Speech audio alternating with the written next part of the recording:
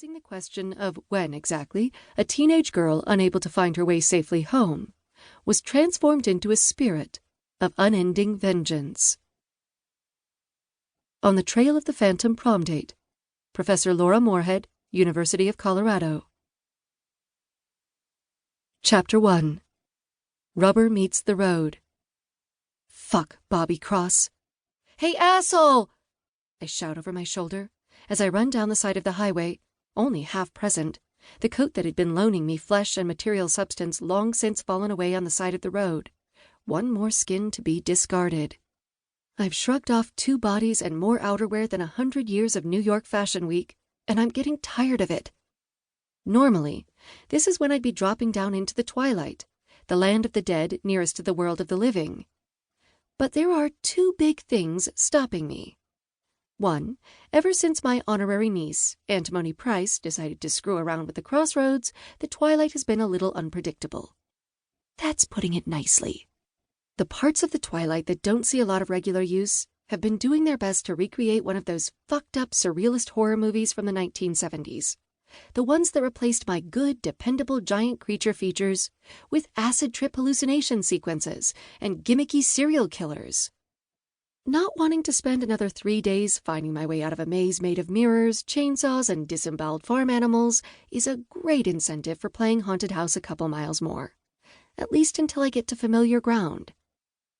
The second big thing is a little more ordinary, by my definition of the word. I hate Bobby Cross more than I hate anything else, living or dead, in the entire universe. If I disappear, he'll turn around and go back to the restaurant where he found me, and there are people there I care about. I need him to follow me into the twilight, although even the chainsaw mirror mazes don't deserve to spend any more time with him than absolutely necessary. And once he follows me down, I need him to stay there. If I drop down into hostile territory, he'll just bounce straight back out again.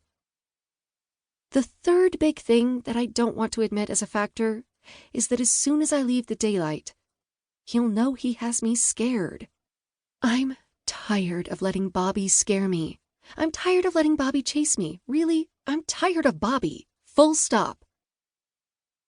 My name is Rose Marshall. I'm both the first girl who dies in the horror movie and the one who refuses to stay buried once she's dead. I've been 16 for more than 60 years, and I think I have some pretty good reasons to be pissed. "Hey, asshole!" I repeat, as I stop running and whip around to face the man who's been making a night out of chasing one pretty little dead girl down a stretch of deserted Alabama highway. I'm not winded in the least. One of the perks of being dead. You know, when I come from, we have a word for creepy old guys who have a weird obsession with teenage girls. I know he can hear me. That man never drives with the windows up if he can help it. And since he's basically immune to the laws of physics, he can always help it. But he doesn't slow, and he doesn't swerve, just keeps barreling down the road toward me like I'm the finish line and he's running the Indy 500. Motherfucker.